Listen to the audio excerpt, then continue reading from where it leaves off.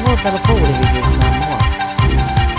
O le sepulu ona tausanga lewa tua ia le sumia o sa pampianenga po le puso i sini le angatanga le vai aso le atu rari whaamisina i le so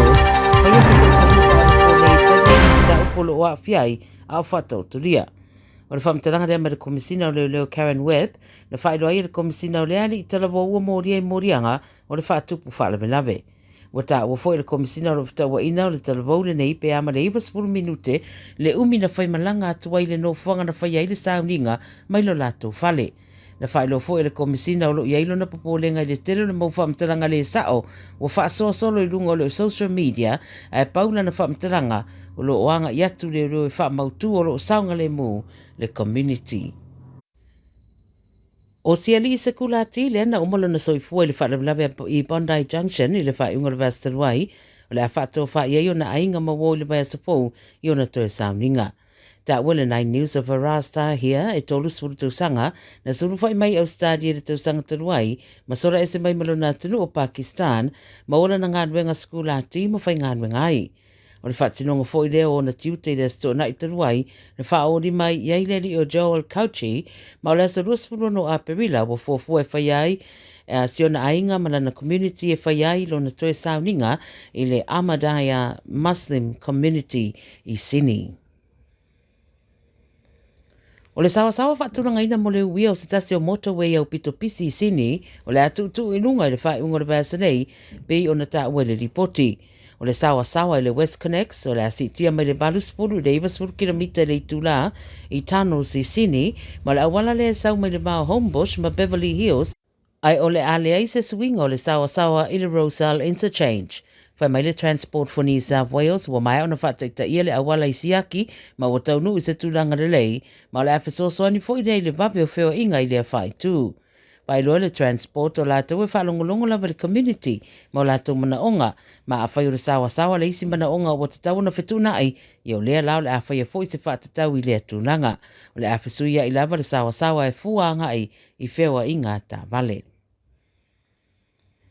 E lua whelima se lau le whaasalanga tupe o se avelori o le lori la pisi i Perth o whaasala i nei ma whaasaina na toi tanga whiere ta vale mo le tolu masina ina ua lawea i se tamaititi e na o le whātausanga le matua.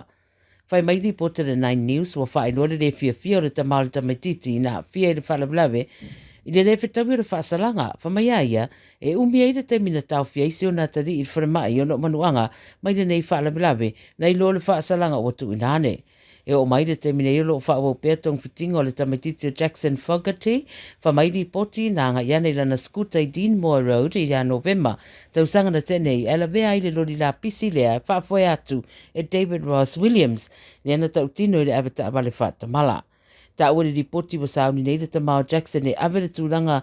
le company i le ale Veolia, ai mai sei fo i se lu ianga i le Sterling Council i le tūla whono. Ma le tara muli wa whaamata wane nei le au ave train o le a whaia sa lātou solo te e lua sa puru whai tū la, mai le tamata le a whai na ita alonga le AFL i le Masina Fou.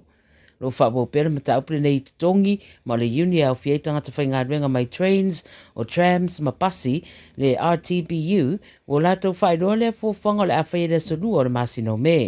O le whaidau tuse le uni Darren Phillips, o whailoa sana whamtaranga o le strike, o fōfoi whaamaro se le whaare o tutongi au whainga ruenga, ma alo iei le lātou papolenga mo nei tangata mata i ta alonga le teimi lea, alo tele lava le teimi a matatu i le so, e mawhai euna so alo pule le mata upu au le io o i le aso.